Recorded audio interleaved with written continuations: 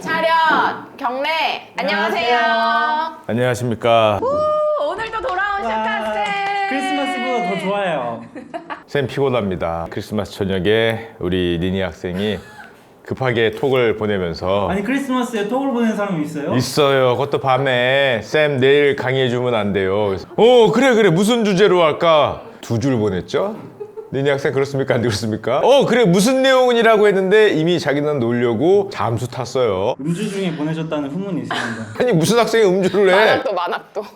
본격적인 주제를 하기 전에 지난주에 시컬드에 했던 주제 중에서 여러분들의 이해도가 상당히 낮아 보인다 라고 생각됐던 주제가 하나 있습니다. 왜냐면 그 주제를 니네한테 살짝 던져봤더니 어려워서 모르겠다. 두 번째 말은 축하님 그거 들어봤어요. 어디서 했더니 슈카월드에서 들어봤어요가 아니라 다른 경계 채널 얘기하면서 근데 RP가 안전하다고 그냥 그거 하라고.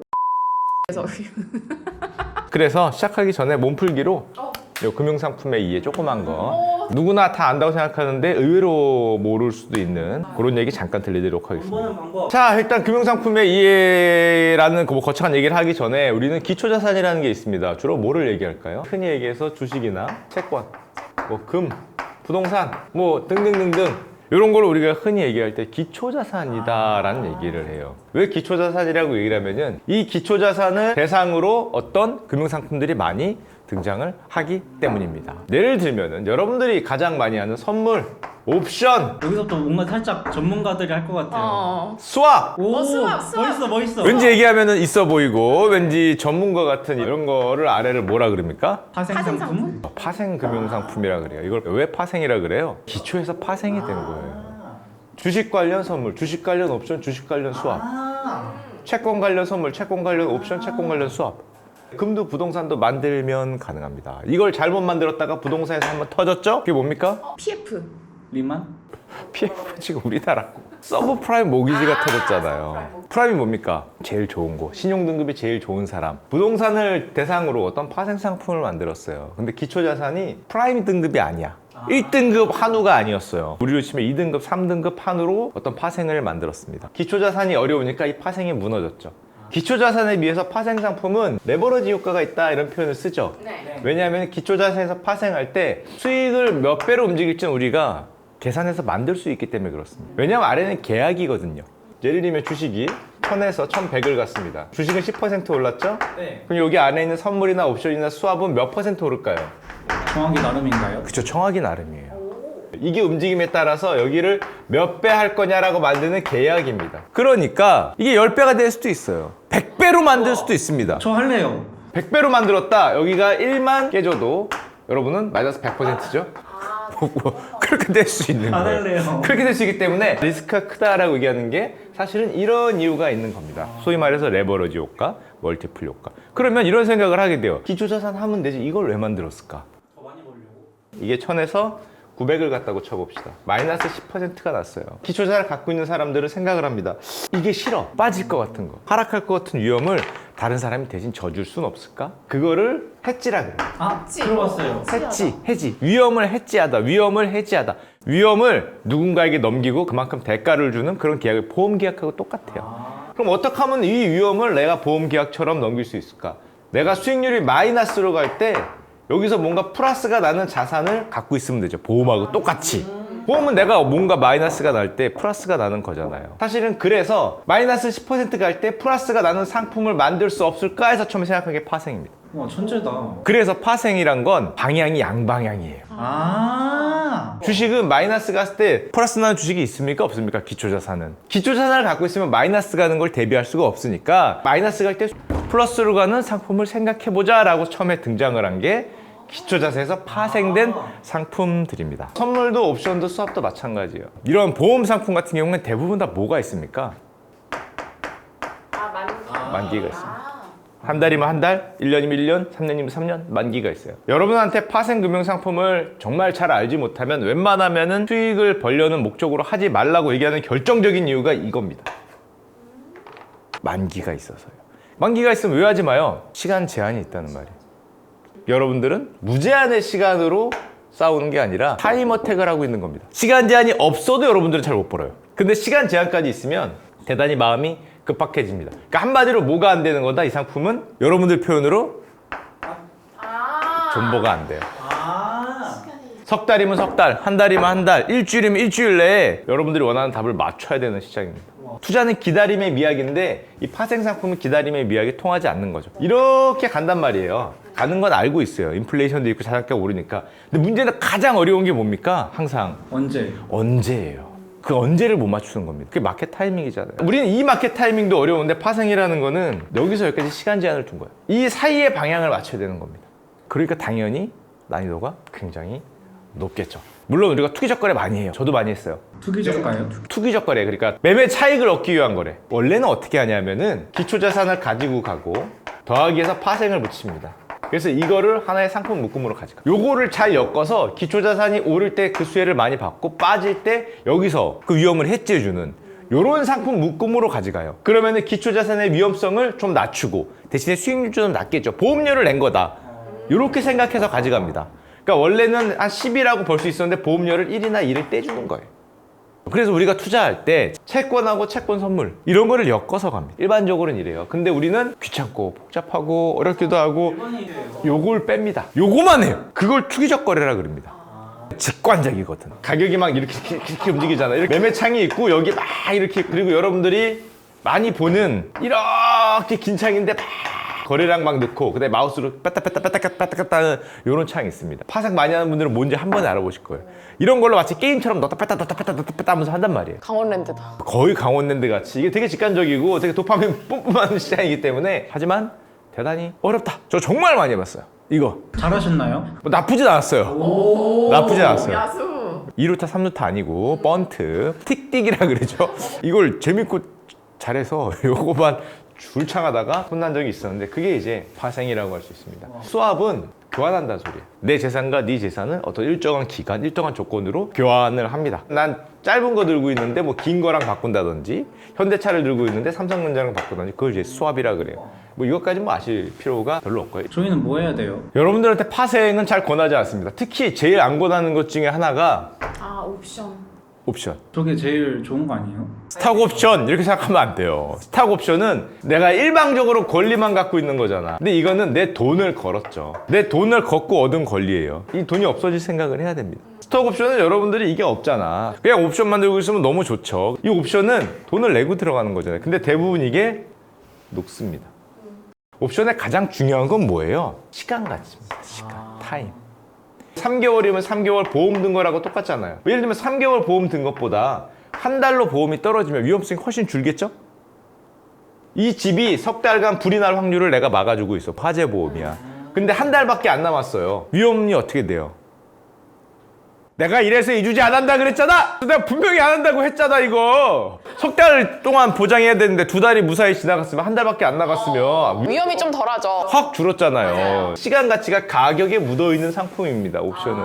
그래서 여러분들이 제일 좋아하는 것, 주식이 올랐을 때 버는 거, 콜옵션. 아, 콜옵션 알아. 들어봤어. 콜옵션, 풋옵션. 콜맨, 풀맨이 맨날 싸워요. 나는 콜 잡고 이 사람 올라가야 버는 거, 이 사람 푸시야 내려가야 버는 거야. 맨날 싸워요. 돈은 누가 법니까? 대부분 다 못 벌어요.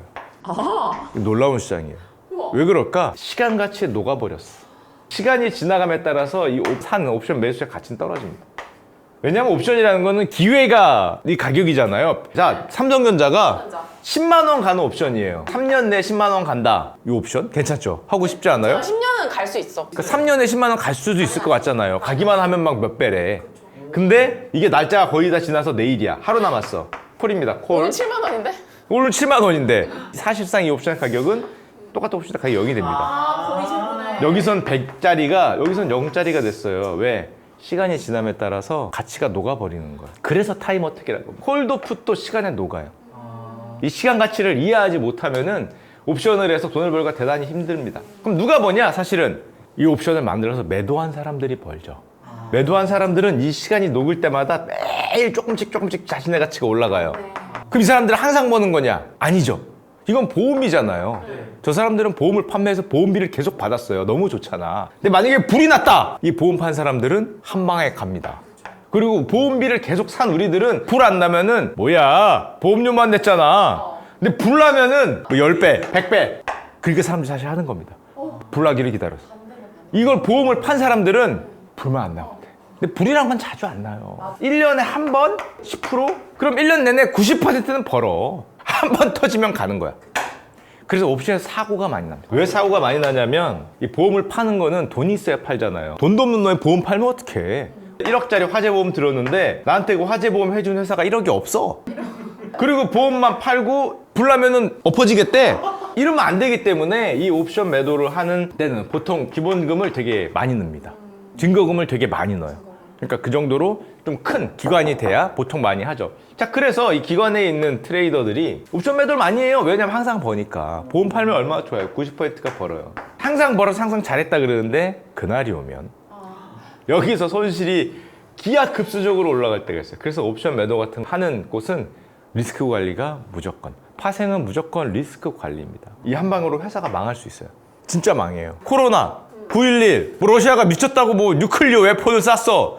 뭐 이러면 10% 빠질 거예요, 주가 지수가. 보험 판 데는 곱하기 n배로 물어줘야 됩니다. 시간 가치라는 거를 이해하지 못하면은 웬만하면 옵션 투자를 안 하는 게 좋다. 그래서 보통은 이걸 어디에 쓰는 거다, 원래는? 기초자산하고 엮어서. 적절한 위험으로 적절한 수익률을 내도록. 예를 들면 이런 거예요. 내가 주가 지수를 100만큼 샀는데 주가 지수가 빠질 것 같으면은 뭐 선물 매도나 풋 같은 걸 사서 한 20 정도는 위험성을 해지하는 거예요. 보험료 냈다고 생각하고. 이렇게 많이 거래를 해요, 원래는. 근데 우리는 이걸 빼고 아까도 얘기했지만 요거만 하다 보니까 파생을 투기적 거래로 사용하다 보니까 이제 쉽지 않죠. 개인도 옵션을 하시는 분들도 좀 있나요? 있죠. 선물이나 옵션이나 이런 거래들은 장내 거래이기 때문에 만기일이 있습니다. 만기날. 옵션 같은 거 하는 사람들은 석 달이잖아요. 예를 들면 오늘 1월 1일 날 출발을 해. 그럼 석 달이면은 3월 31일 날 끝나겠죠. 이걸 봐야 돼. 이거 1, 2, 3. 봐야지. 옵션 하는 사람들은 첫날에 출근도 안 합니다. 오. 왜? 변동성이 없어요. 90일 남은 중에서 하루 가는 거는 날짜 지나간 것 같지도 않잖아요. 근데 예를 들면 3일 남았어. 콩닥. 근데 여기서 변동성이 미칩니다.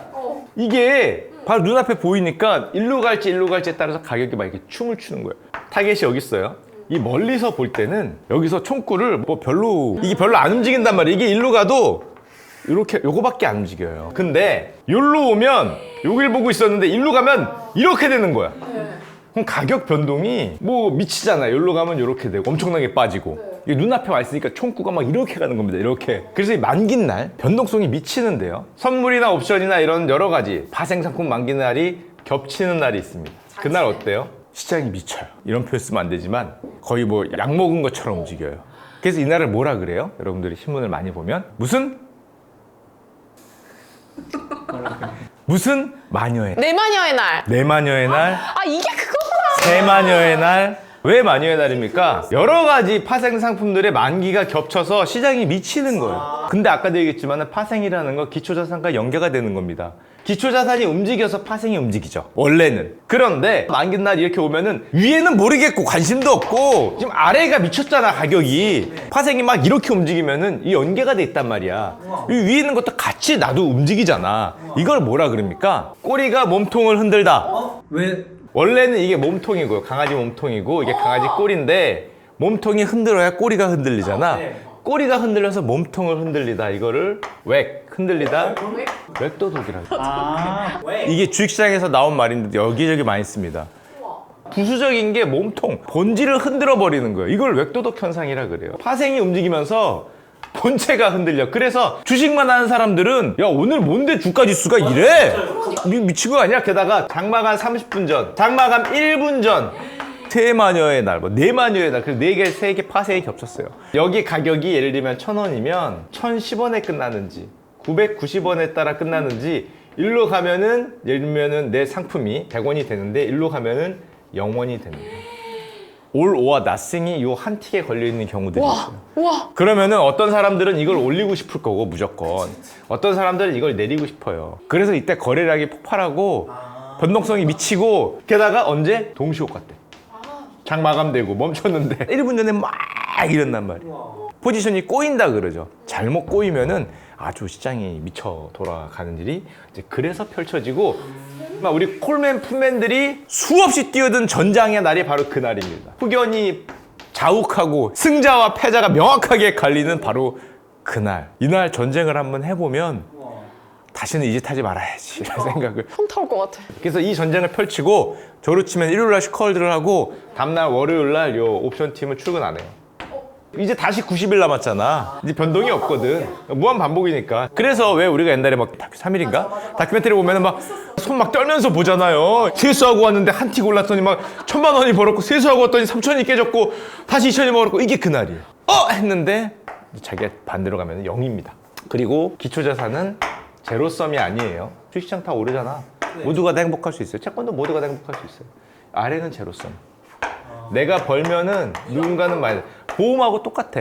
왜냐하면 기초자산이 돈을 벌고 가격이 오르는 거지. 여기는 이 가격이 오르면 빠지는 상품이 있어요. 그 가격을 오른 걸 누군가가 보상해주는 계약이잖아요. 그러니까 제로섬이에요. 그러니까 무슨 말이에요? 여기는 그냥 다 같이 행복할 수 있는데 여기는 시간 제한도 있는데 누군가를 이겨야 되는 그런 투기장 같은 글래디에이터 같은 전장이기 때문에 이 날로 돈을 번다는 게 생각보다 쉽지 날로 보는 게 아니네. 않습니다. 제가 많이 했던 거는 $1 선물이 있어요. $1 환율 신도 몰라. 가끔 해외 선물 좋아하시는 분들이 있습니다. 더 어렵다. 차라리 $1 선물. 왜냐하면 일단